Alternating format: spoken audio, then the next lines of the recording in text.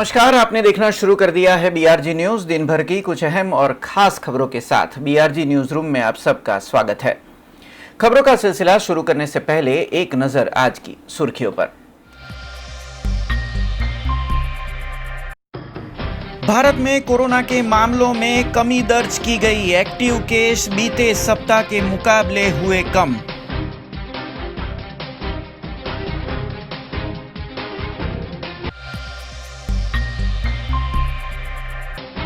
जिला शिक्षण अधिकारी कचेरी की ओर से रक्तदान शिविर हुआ आयोजित। 260 शिक्षकों ने रक्तदान के जरिए किया महादान।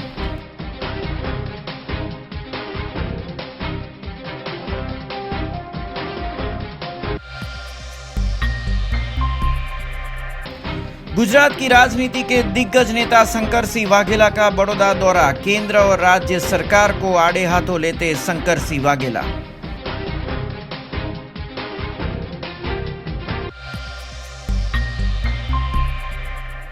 अब देखते हैं खबरें विस्तार से। खबरों की शुरुआत करते हैं एक वायरल वीडियो से जो बेंगलुरु से आया है। ये खबर दिखाने के पीछे का हमारा मकसद यही है कि अगर आप कार का यूज करते हैं तो कार पार्क किस तरह से करें और कौन सी सावधानियां रखें, ये आपके लिए जानना जरूरी है।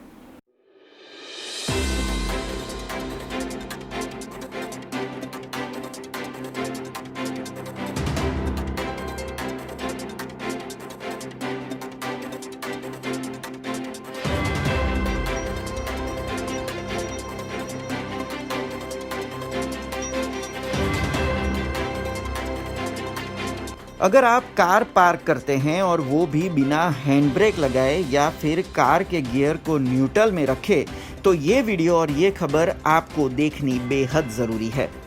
कार के दरवाजे और पेड़ के बीच कुचली गई एक महिला की दुर्घटना का वीडियो सामने आया है।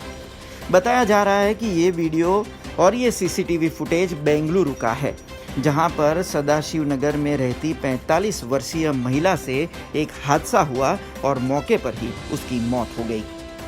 सीसीटीवी फुटेज में जिस तरह से दिख रहा है कि महिला कार की ड्राइवर साइड का दरवाज़ा खोले कुछ कर रही है और एकदम से कार पीछे चलने लगती है, जिसमें दरवाज़ा खुला होने की वजह से ये महिला भी कार के साथ पीछे घसीटी जाती है और कार के दरवाजे और एक पेड़ के बीच कुचली जाती है। दरअसल इस महिला का नाम नंदिनी बताया जा रहा है, जो अपने पति और बच्चे के साथ सदाशिव नगर में रहती थी। कोरोना के चलते ये परिवार ज़्यादातर बाहर नहीं निकलता था, पर अपनी गाड़ी के इंजन को दिन में एक बार ज़रूर चालू करने की प्रणाली परिवार ने जारी रखी थी। तब नंदिनी जब कार का इंजन शुरू करने गई तब कार का गियर रिवर्स में रखा हुआ होने की सूत्रों की ओर से जानकारी मिली है और हैंड ब्रेक भी नहीं लगी होने की वजह से इग्निशन चालू होते ही कार पीछे की ओर चलने लगी।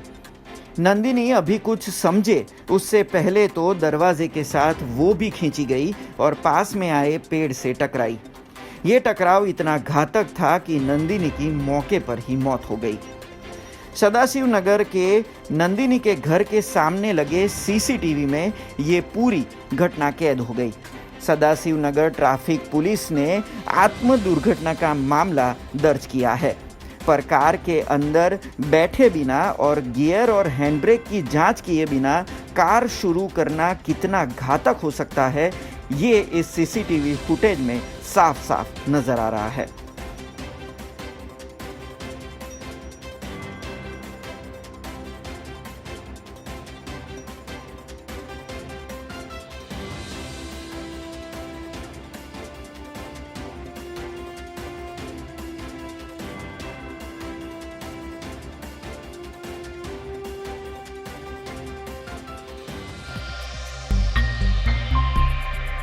चुनावी गतिविधियां तेज हो गई है, तब गुजरात के राजनीति के दिग्गज नेता और पूर्व मुख्यमंत्री शंकर सिंह वाघेला आज बड़ौदा पहुंचे थे, जिनके आने से प्रजाशक्ति पार्टी के कार्यकर्ताओं में उत्साह का माहौल देखा गया।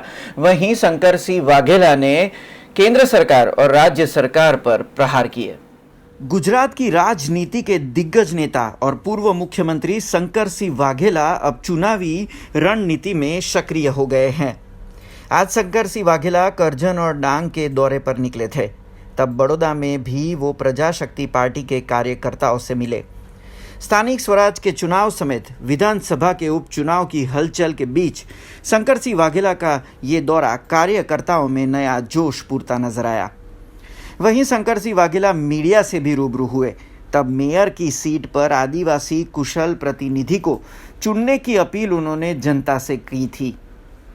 वहीं केंद्र सरकार पर प्रहार करते हुए कृषि विधेयक, नोटबंदी और लॉकडाउन जैसे निर्णयों पर मोदी सरकार को बापू ने आड़े हाथों लिया था। जबकि गुजरात की दारूबंदी पे भी बीते कई समय से बापू लगातार बयान दे रहे हैं, तब आज भी बड़ौदा में शंकर सिंह वाघेला ने दारूबंदी के कानून को गुजरात सरकार का एक ढकोसला ही बताया। આજે હું કરજણ વિધાનસભા, ડાંગ અને કપરાડા વિધાનસભાના પ્રવાસે નીકળ્યો છું।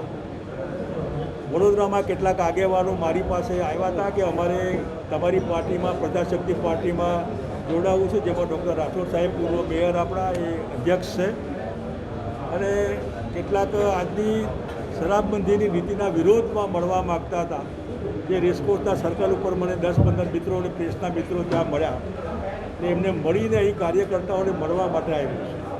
અહીં વડોદરા શહેરમાં આદિવાસી સમાજ માટે મેયરની સીટ અનામત છે, એટલે સારા ટ્રાઇબલ મિત્રો ક્વોલિફાઈડ હોય એ ઉમેદવાર બને, જેથી કરીને શહેરને સારો વહીવટ આપી શકે।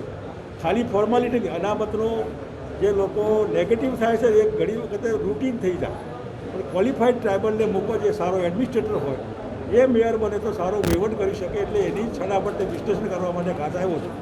અહીંથી કરજણ જઈશ અમારા જનકભાઈ સાથે, અને ત્યાંથી હું કપરાડા ડાંગ જવાનો છું, એટલે પેટા ચૂંટણીની તૈયારી માટે નીકળ્યો છું। વસ્તુ ખોટી છે, હપ્તારાજ છે, બુટલેગરો મજા કરે છે, અને દારૂબંધી છે ને દારૂબંધી નથી।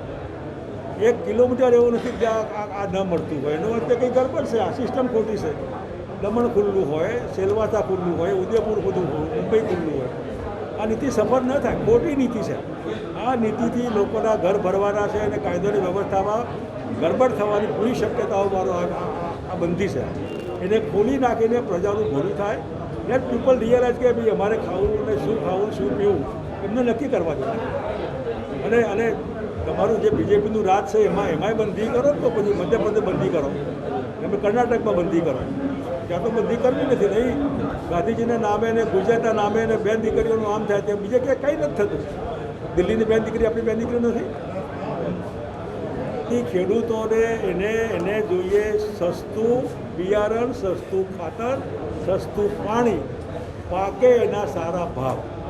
એટલે હું MSP જે હોય સરકાર ફરજિયાત ખરીદે, જે નુકસાન થવું હોય થાય, અને વીજ બિલ એનું મીટરના બદલે 400 રૂપિયા હોર્સ પાવર ઉત્તર ગુજરાતને, 500 રૂપિયા હોર્સ પાવર દક્ષિણ ગુજરાતને મીટર સિસ્ટમ નાબૂદ કરીને ખેડૂતનો લાભ આપવાનો, દેવું એનું માફ કરવાનું, બિયારણ અને ખાતર એને સસ્તું આપવાનું, તો ખેડૂતનું ઇનપુટ જે છે એને ઇન્વેસ્ટમેન્ટ ઓછું થાય, એટલે પ્રોડક્શનમાં ભાવ એને સારા મળે। આ ધુપ્પલ છે, ખોટી છે, કરોડપતિઓ માટેની છે।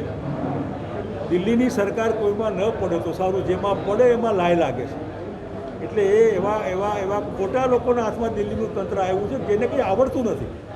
આ ખેડૂતો શું કહેવાય એ આવડતું નથી, GST આવડ્યું નહીં, નોટબંધી આવડ્યું નહીં, પ્રજા પરેશાન થઈ। એટલે પ્રજા પરેશાન થઈ હોય તો જવાબ આપે કે અમે પરેશાન છીએ।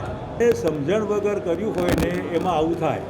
લોકડાઉન એટલે શું એ જેને ખબર ના હોય, બસ કાલથી કર્ફ્યુ, બસ એમ ના હોય।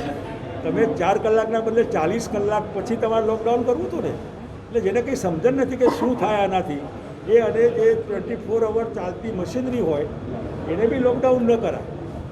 જે દેશમાં ભરીને મરી ગયા એ 24 કલાક માટે લોકડાઉનમાં ચાલુ હતી, ફેક્ટરીઓ બધી રિલાયન્સની ચાલુ હતી, એ બી ચાલુ હતી, 50 લોકો બળીને મરી ગયા એવું મને કીધું એ લોકોએ, 10 લોકો બળીને મરી ગયા, પણ 24 કલાક ચાલવાવાળાને મજૂરોની જવાબદારી અપાય, પ્રોડક્શનને બ્રેક ન લગાય, અને પ્રોડક્શનને બ્રેક લાગે તો પછી એ બંધ થાય ને ચાલુ કરવું બહુ કાઠું છે, બહુ ચાલુ નહીં થાય। ભાઈ અમારા રાજ્યમાં બહુ લોકો મરી ગયા, આમાં એ સરકાર ક્યાં જવાબદાર છે? કોરોના આવ્યું તો આવ્યું, જવાબદાર ટ્રમ્પને બોલાવ્યો એ તમારી જવાબદારી।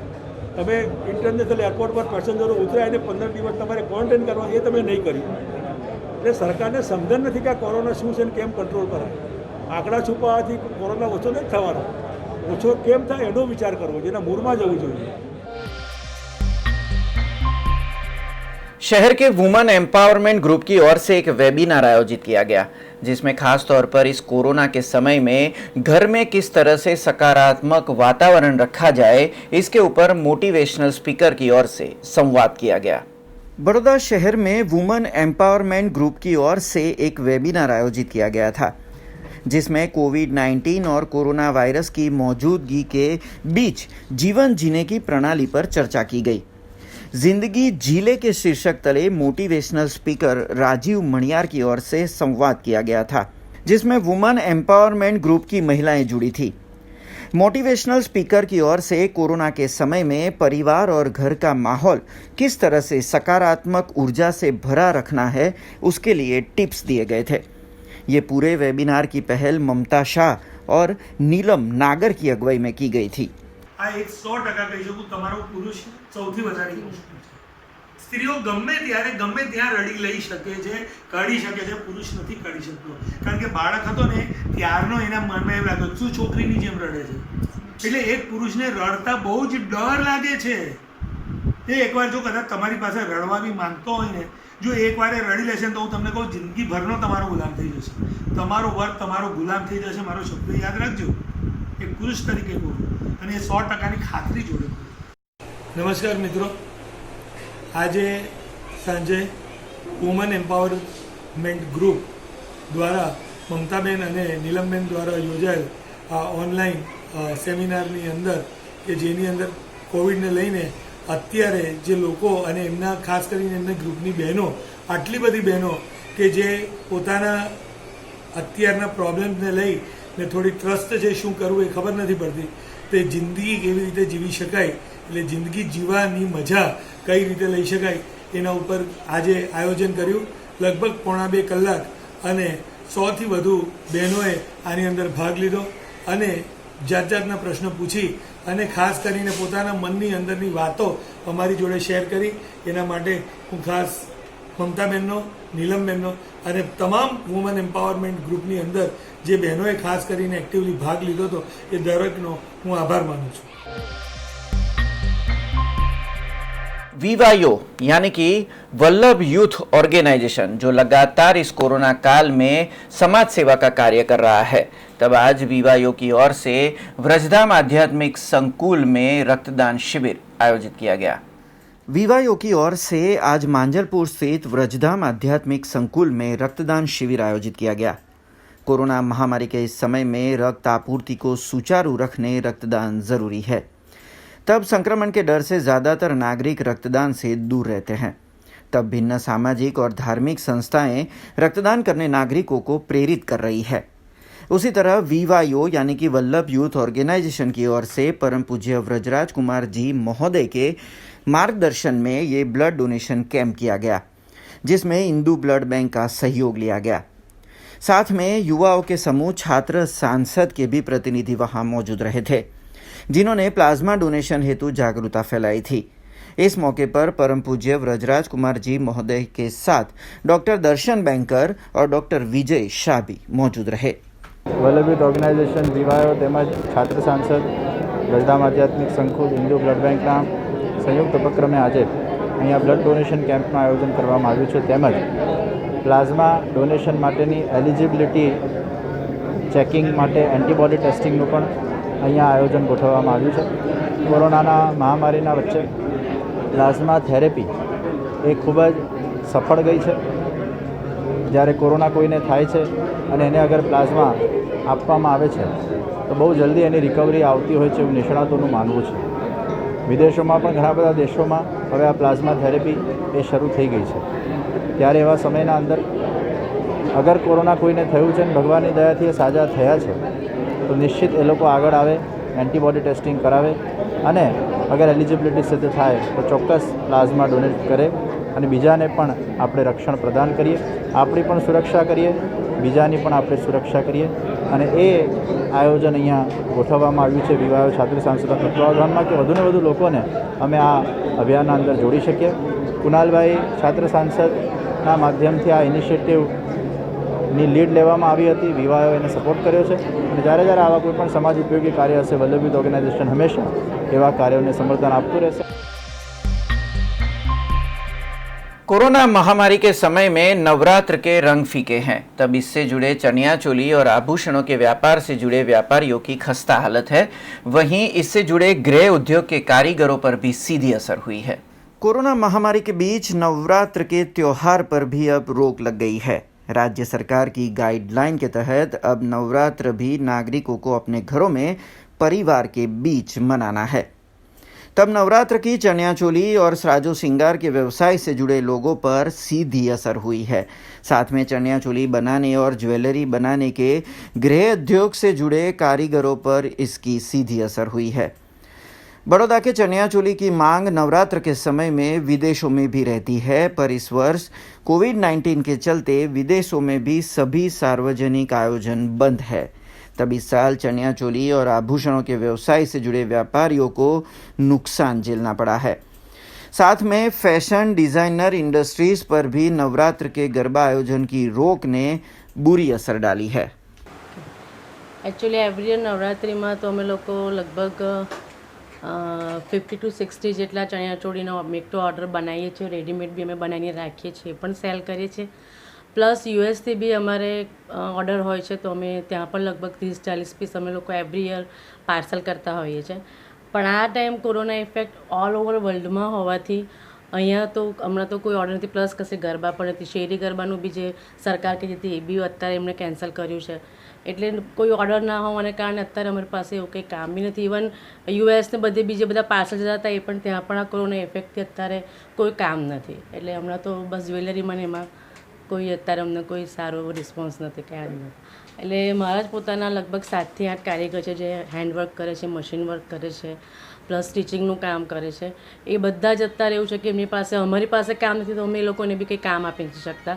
અમે શોપના બી ઘણા બધા કામ કરાવતા હોઈએ એવરી ટાઈમ કે ભાઈ એ લોકોને બી કંઈક નવું કામ મળતું રહે, પણ અત્યારે તો એવું બી રેડીમેડ રાખવાનો કોઈ મતલબ નથી। એવરી યર અમારી ડિઝાઇન નવી નવી અમે લોકો ડિઝાઇન કરતા હોઈએ, એટલે આ વર્ષનું નેક્સ્ટ યર ચાલતું બી ના હોય, એટલે એવું અમે ડિઝાઇન બી કરીને મૂકી ના શકીએ। તો એને લીધે અત્યારે અમારા કારીગરોને બહુ જ ઇફેક્ટ થઈ છે। એ લોકોને અમે બનતી જેટલી મદદ તો કરી રહ્યા છીએ, પણ હવે અત્યારે અમારી પાસે જ કોઈ ઓર્ડર નથી, એટલે અમે એમને બી કામ નથી આપી શકતા। તો એને લીધે એ લોકોને બી અત્યારે બહુ જ પ્રોબ્લેમ છે। खबरों का सिलसिला यूं ही जारी रहेगा, पर उससे पहले लेंगे एक कमर्शियल ब्रेक। तो देखते रहिए BRG न्यूज।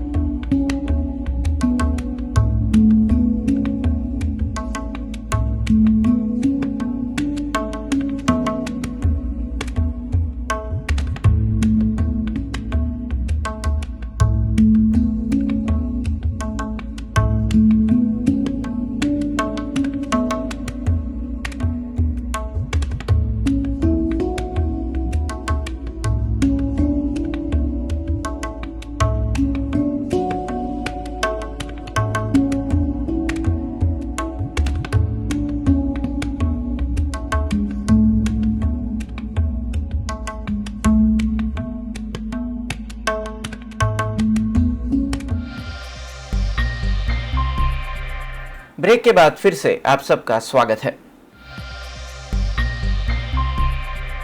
देश और दुनिया में हाहाकार मचाने वाले कोरोना वायरस यानी कि कोविड-19 की असर अब कम होती नजर आ रही है। अगर भारत की बात करें तो भारत में एक्टिव केसों की संख्या घटती दिख रही है। देश और दुनिया में हाहाकार मचाने वाला कोविड-19 यानी कि कोरोना वायरस से जुड़ी एक अच्छी खबर आ रही है, जिसमें भारत में कोरोना वायरस कमज़ोर पड़ रहा होने का रिसर्च सामने आया है। भारत में कोरोना वायरस के फिलहाल जो एक्टिव केस हैं वो 9 लाख के स्तर से नीचे जा चुके हैं। आज की बात करें तो भारत में एक्टिव केस 8.93 लाख है, जो आंकड़ा करीबन 1 महीने बाद 9 लाख से नीचे आया है। आपको बता दें, एक्टिव केस का मतलब ये है कि इतने मरीज अभी भी कोरोना से ठीक नहीं हुए हैं। वहीं रोज आने वाले नए केस के आंकड़े घटने से एक्टिव केस की संख्या घटी है। गौरतलब है कि 2 से 8 अक्टूबर के हफ्ते में 5.23 लाख नए केस सामने आए थे, जो 18 से 24 सितंबर के हफ्ते में आए 6.14 लाख नए मामलों से कम है।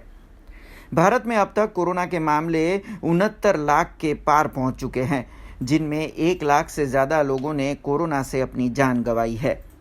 वहीं अगर सरकार की माने तो सरकार का कहना है कि त्योहारों के और सर्दियों के मौसम में अगले कुछ महीने कोरोना के मामले में बढ़ोतरी हो सकती है।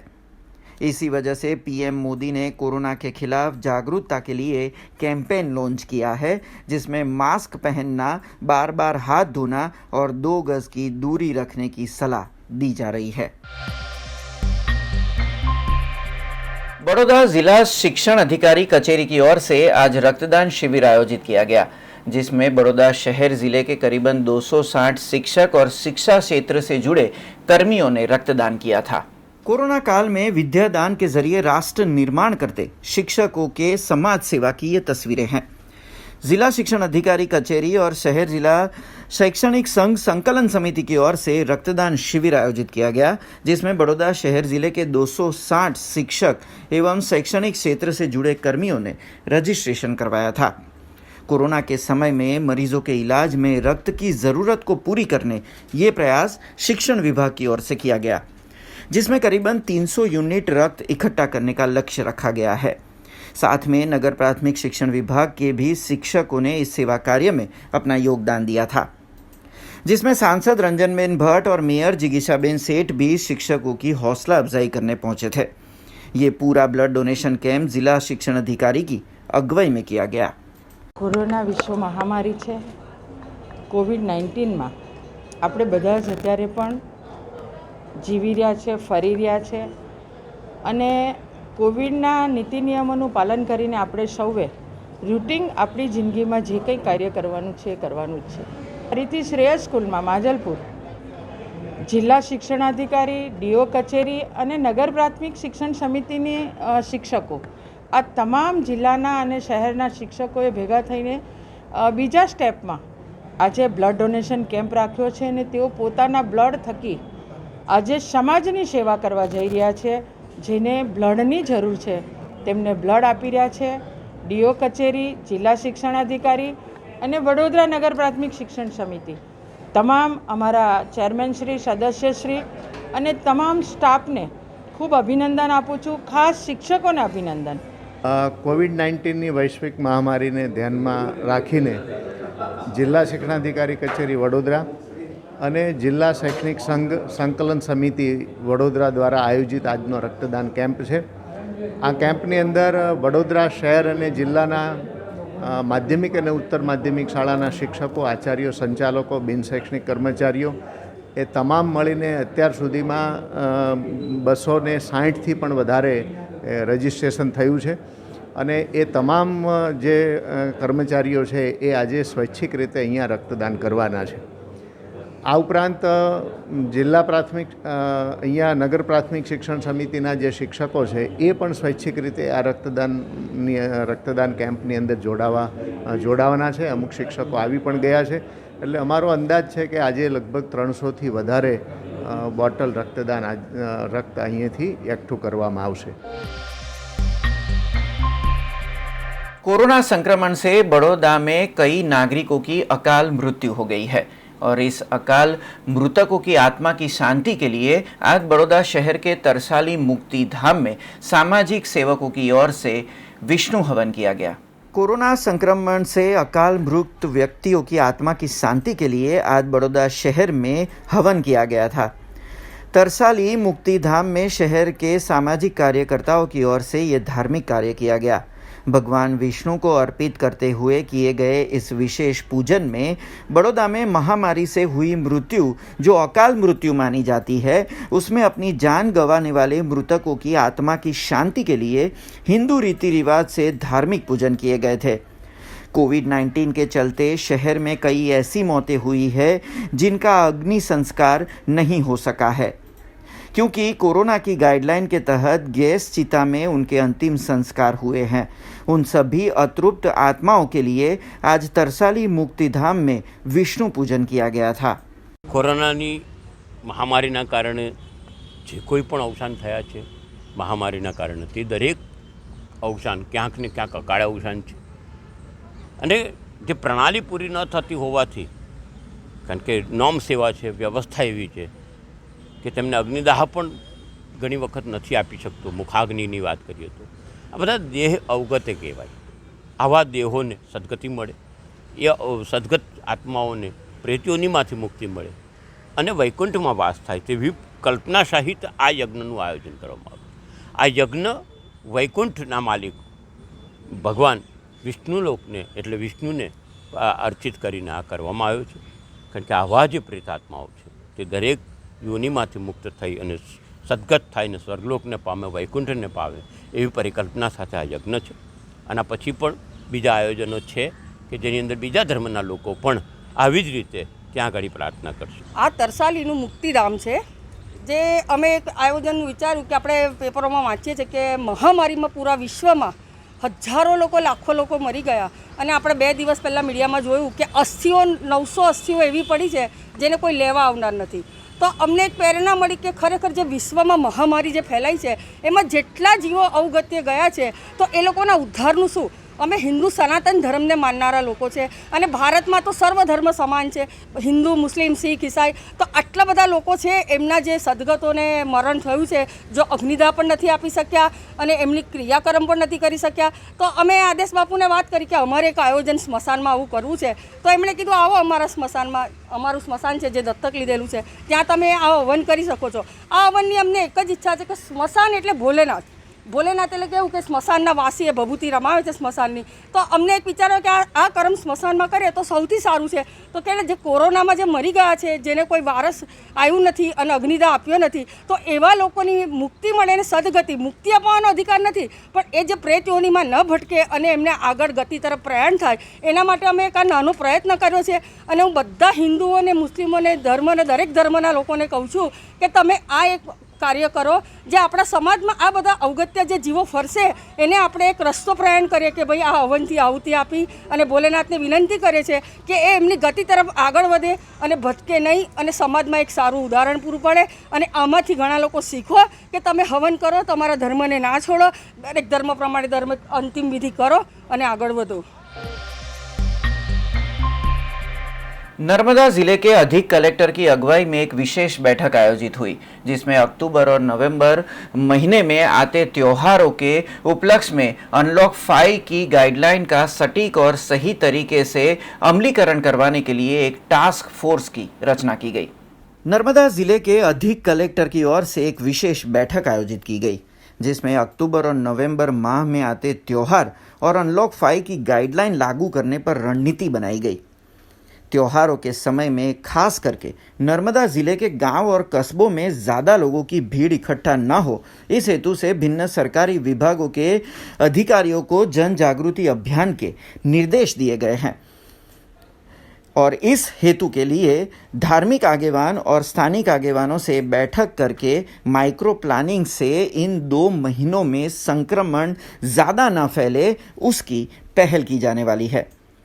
कोविड-19 के संक्रमण को पूर्णतः नर्मदा में खत्म करने प्रचार प्रसार के माध्यम से जन जन तक ये अभियान इन 2 महीनों तक पहुंचाया जाएगा। नर्मदा के निवासी अधिक कलेक्टर HK व्यास की अगुवाई में एक्शन टेकन टास्क फोर्स बनाई गई है जो 2 महीने जिसमें त्योहारों की भरमार है उसमें नर्मदा जिले में अनलॉक 5 की जो गाइडलाइन है जो दिशा निर्देश है उसका अमल करवाएगी। संपर्क नगरपालिका સાથે હોય છે બધા અહીંયા આવતા હોય અને કદાચ 2 થી 3 દિવસમાં મોડો સોમવાર સાંજ સુધીમાં તમારે આપવાનો થશે કે ટીવી કેમ્પેન છે એફએમ કેમ્પેન છે એ પાસે એવું હશે કે એટલે જેની સેવા એમાં તમે શું મેક્સિમમ કરી શકો એનું આખું ગઈકાલે ગામમાં તે વોલ પેઇન્ટિંગ કરી શકીએ આપણે બરાબર દરેક ગામોમાં એ સૌથી સરળ ગાડી છે એમાં આઈસી કરાવાય તમારી જે તમે હા બસ ના સર મને એવું 3 મેઇન છે માસ્ક આપણો પછી social distance.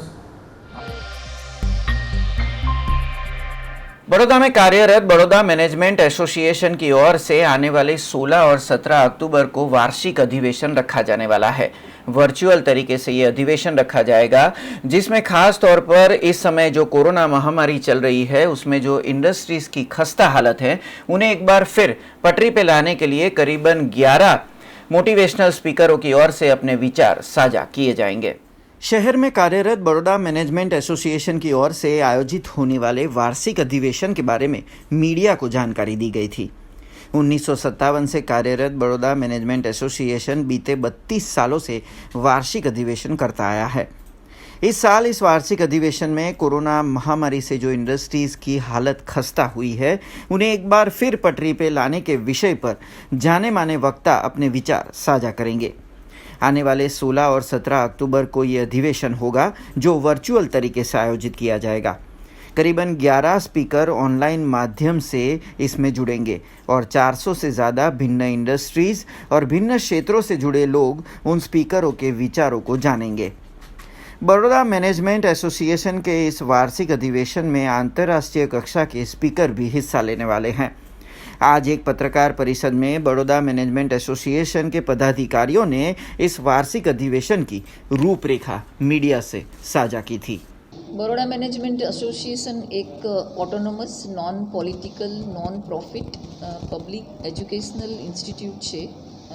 Management practices we are proliferating in Gujarat state અને એ 1957થી એસ્ટાબ્લિશ્ડ છે।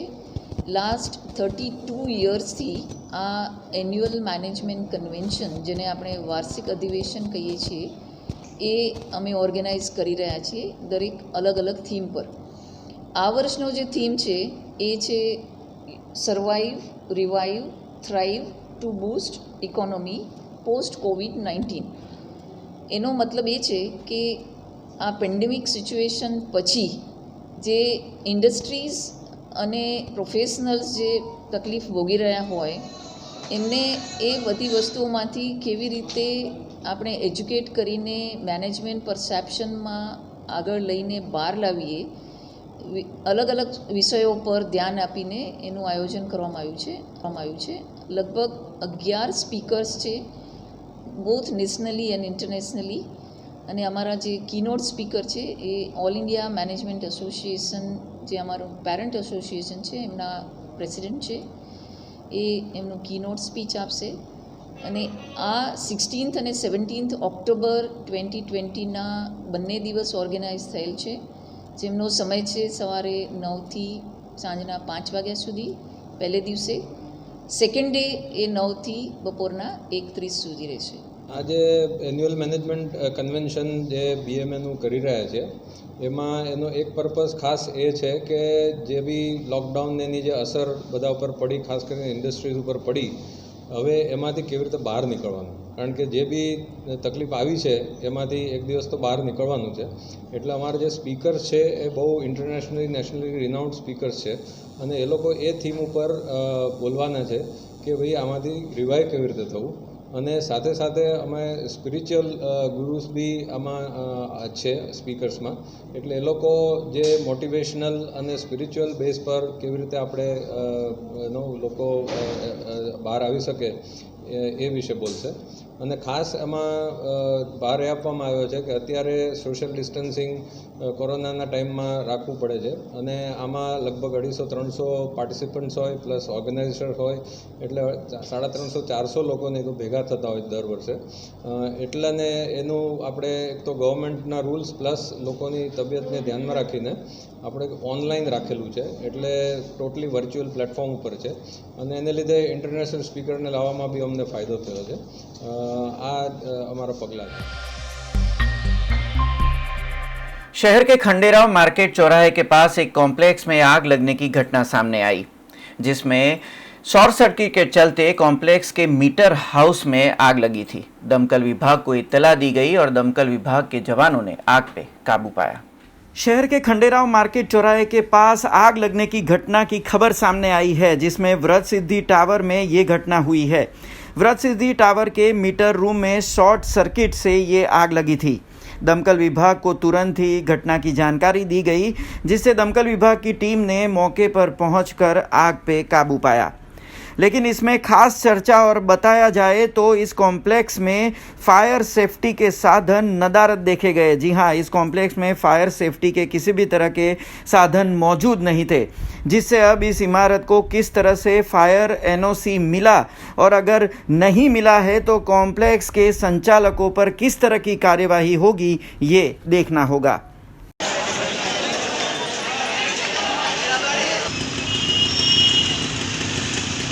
વ્રત સિદ્ધિ ટાવર વિસ્તાર છે ને તેના કોમન જે બધા મીટરો છે તેમાં આગ લાગી હતી. વડોદરા ફાયર બ્રિગેડને કોલ મળ્યો હતો 3:15 વાગ્યાની આસપાસ. તો દાંડિયા બજાર ફાયર સ્ટેશનનો સ્ટાફ ઘટના સ્થળ પર આવીને તાત્કાલિક આગને કંટ્રોલમાં કરી લીધેલ છે. તેના ઉપર એક્શન લેવામાં આવશે તાત્કાલિક ને તેની ઉપરી અધિકારીને જાણ કરવામાં આવશે ને તેના બાદ એક્શન લેવામાં આવશે. कोरोना महामारी के बीच पूरे देश में इन दिनों अनलॉक 5 चल रहा है। तब केंद्र और राज्य सरकार ने जनजीवन सामान्य करने के लिए कई प्रवासन स्थल को भी खोल दिया है। तब आज स्टैच्यू ऑफ यूनिटी से ये तस्वीरें आई है, जहां पर चिल्ड्रन न्यूट्रिशन पार्क और एकता मॉल और एकता फूड कोर्ट को आज फिर से खोल दिया गया, जिसमें करीबन आज पहले ही दिन चिल्ड्रन न्यूट्रिशन पार्क में 80 सैलानियों ने इसका जायजा लिया। अनलॉक 5 की गाइडलाइन और साथ में कोरोना की गाइडलाइन को खास ध्यान में रखते हुए एक स्लॉट में 40 सैलानियों को ही प्रवेश दिया जा रहा है, जिनको चिल्ड्रन न्यूट्रिशन पार्क के हर एक पहलुओं की जानकारी दी जा रही है और वो भी 1 घंटे में ये जानकारी दी जा रही है। तो अब स्टैच्यू ऑफ यूनिटी पे भी धीरे धीरे अनलॉक होना शुरू हो गया है। तब आज से चिल्ड्रन न्यूट्रिशन पार्क की शुरुआत हुई है और सभी दिशा निर्देशों का पालन करते हुए चिल्ड्रन न्यूट्रिशन पार्क में पहले ही दिन से सैलानी भी आना शुरू हो गए हैं। हमारा न्यूट्रिशन पार्क 6 महीने से लॉकडाउन के अनुसार 6 महीने के लिए बंद था। आज इसको हमने रीओपन किया है और सोशल डिस्टेंस के अनुसार ही यहाँ प्रवासियों को एंट्री दी जा रही है। हैंड ग्लव्स, फेस मास्क और सैनिटाइजिंग की पूरी व्यवस्था के साथ सोशल डिस्टेंस का पालन करते हुए एसओपी के पूरे नॉर्म्स के अनुसार हम प्रवासियों की एंट्री यहाँ पर दी जा रही है और एंट्री भी हमने ऑनलाइन व्यवस्था के द्वारा हमें इसको दी जा रही है। सुबह से यहाँ पे 80 प्रवासी है हमारे पार्क में आ चुके हैं, जिनको हम गेम्स न्यूट्रिशन की जानकारी प्रोवाइड की जा रही है और सोशल डिस्टेंस के अनुसार ही उनको हर एक स्टेशन पे उनको सोशल डिस्टेंस के साथ ही गेम, उनको न्यूट्रिशन की जानकारी हम अवगत कराई जा रही है। ये आज खुला है, इसकी शुरुआत है, लॉन्च है, जहाँ पर ये स्टैच्यू ऑफ यूनिटी के एकदम बाजू में चिल्ड्रंस न्यूट्रिशन पार्क बनाया गया है, जो एकदम बच्चों को उनके पौष्टिक आहार की पूरी चीज़ें एक कार्टूनिश वे में और एनिमेटेड वे में बताता है। यहाँ पे इंटरेक्टिव गेम्स भी हैं, तो बहुत ही अच्छी चीज़ है बच्चों के लिए, बड़ों के लिए भी। मुझे आज यहाँ पे याद आई काफ़ी चीज़ें जो समझ आई, जो मेरे को शायद भूल गई थी। और यहाँ पे मैं बताना चाहूँगी, इवन कोविड के टाइम पे इन्होंने सबने पूरी सिक्योरिटी मतलब पूरे सेफ्टी फॉलो की हुई है। आज न्यू नॉर्मल है, ग्लव्स है, मास्क है, proper protocol, sanitization, social distancing આની સાથે અહીંયા આવ્યા ન્યુટ્રિશન પાર્કમાં બહુ સારું ગમ્યું. અમે અન્નપૂર્ણા ઝોન જોયો, ગેમ ઝોનમાં જ છીએ અત્યારે અને બહુ જ સરસ એન્જોય કર્યું. છોકરાઓ જે અંદર એન્જોય કરે જ છે, ડિજિટલ ગેમ્સ ને બધી સ્લાઇડ્સ રમી રહ્યા છે અને બહુ જ સારું લાગી રહ્યું છે 6-7 મહિના પછી આઉટિંગ કરવા માટે. खबरों का सिलसिला खत्म करने से पहले एक नजर आज की खास खबरों पे। भारत में कोरोना के मामलों में कमी दर्ज की गई। एक्टिव केस बीते सप्ताह के मुकाबले हुए कम।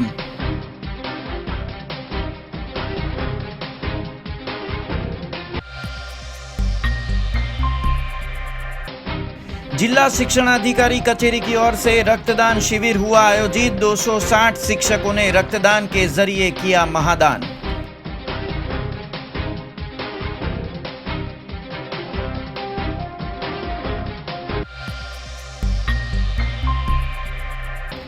गुजरात की राजनीति के दिग्गज नेता शंकर सिंह वाघेला का बड़ौदा दौरा। केंद्र और राज्य सरकार को आड़े हाथों लेते शंकर सिंह वाघेला।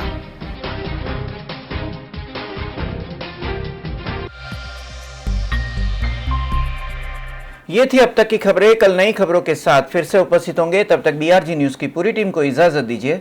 नमस्कार।